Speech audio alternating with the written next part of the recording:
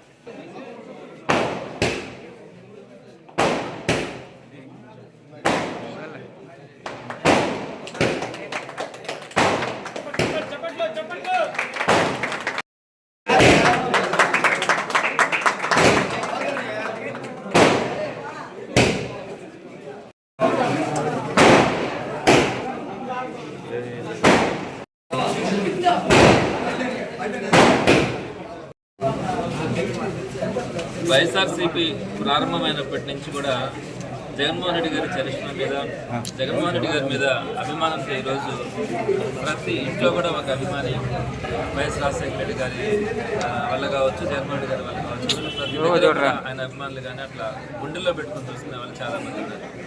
అయితే ఇప్పుడు ప్రతిపక్షంలోకి వచ్చిన తర్వాత కొంత మనకు సమయం కూడా దొరికింది కాబట్టి పార్టీని సంస్థాగతంగా ప్రతి వార్డులో కానీ ప్రతి గ్రామంలో కానీ ఈ పార్టీని ఎస్టాబ్లిష్ చేసేందుకు చక్కని ప్రణాళికతో జగన్మోహన్ రెడ్డి గారు ముందుకెళ్తా ఉన్నారు.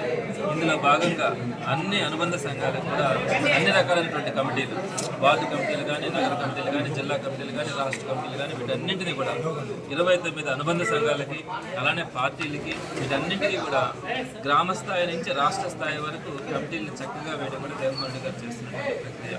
ఇందులో భాగంగా నెల్లూరు నగరంలో మొదటి నుంచి కూడా పార్టీని నమ్ముకొని చక్కగా పనిచేసేటువంటి వారందరికీ కూడా వారిని గౌరవిస్తూ కొన్ని పదవులు కూడా ఇవ్వడం కూడా జరుగుతుంది.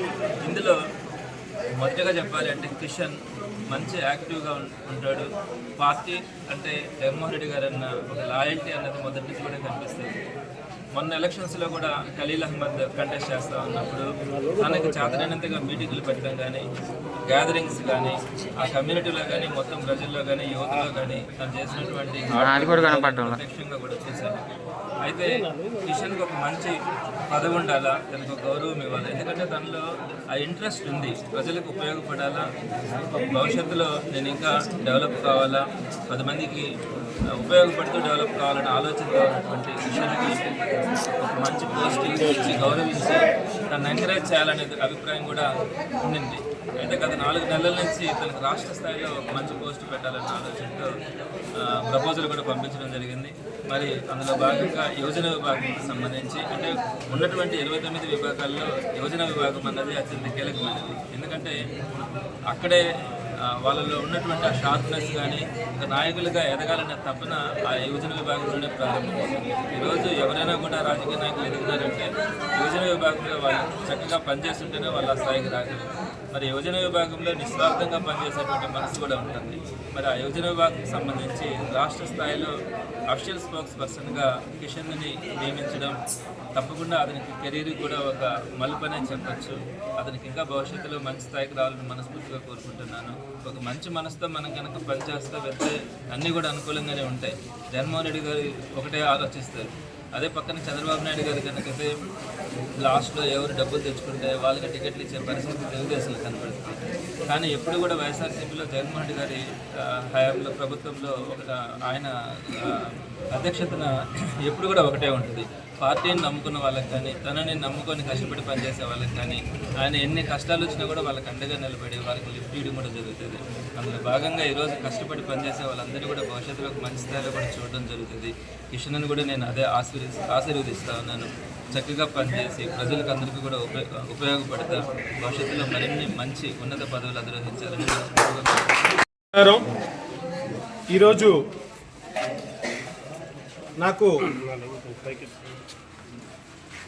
వైఎస్ఆర్ కాంగ్రెస్ పార్టీ యువజన విభాగ రాష్ట్ర అధికార ప్రతినిధిగా నన్ను నియమించినటువంటి పార్టీ అధ్యక్షులు మాజీ ముఖ్యమంత్రి వర్యులు జగన్మోహన్ రెడ్డి గారికి, అలాగే Nellore city incharge MLC Parvathareddy Chandrasekhar Reddy గారికి, అలాగే జిల్లా అధ్యక్షులు కాకాని గోవర్ధన్ రెడ్డి గారికి నా ప్రత్యేక ధన్యవాదాలు, కృతజ్ఞతలు తెలియజేసుకుంటున్నాను. ముఖ్యంగా ఈరోజు నాకు ఈ పదవి రావడానికి ముఖ్యమైనటువంటి కారణం ఎమ్మెల్సీ చంద్రశేఖర్ రెడ్డి గారు.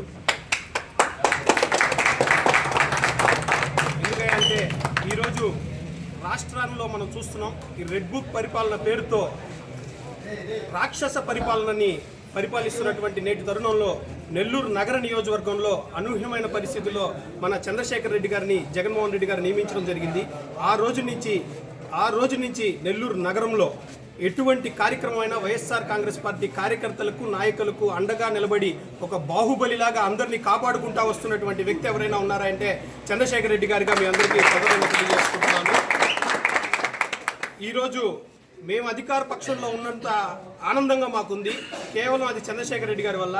ఎందుకయ్యా అంటే ఈరోజు ఏ క్షణం ఏ టైంలో ఈ పార్టీ ఆఫీస్కి వచ్చినా కొన్ని వందల మంది మీకు కనిపిస్తారుగా, అది తెలియజేసుకుంటున్నాను. అది కేవలం సార్ మా మీద చూపించే ప్రేమ ఆప్యాయత, మాకు ఎటువంటి అవసరమైన సార్ మా ముందుండి మీకు ఏం కావాలి అని చెప్పని మమ్మల్ని మీ అందరికీ తెలియజేసుకుంటా ఉన్నాను. అలాగే ఈరోజు నాకు ఈ రాష్ట్ర అధికార ప్రతినిధి యువజన విభాగానికి సంబంధించి పదవి రావడానికి కారణం సార్కి ఎమ్మెల్సీ పదవి కోసం కూడా కష్టపడలేదు. ఇది నాకు చెప్పొచ్చో లేదో తెలియదు కానీ అన్న, ఎమ్మెల్సీ పదవి కోసం కూడా సార్ అంత కష్టపడలేదు. నా కోసం సారు స్వయంగా 3 సార్లు విజయవాడకి నన్ను తీసుకెళ్లి సజ్జల రామకృష్ణారెడ్డి గారిని కావచ్చు, చెవిరెడ్డి గారిని కావచ్చు, జగన్మోహన్ రెడ్డి గారిని కావచ్చు, ఇంచుమించు 4 నెలల నుంచి సార్ ఎంతో ఫైట్ చేస్తుంటే ఈ పదవి వచ్చింది.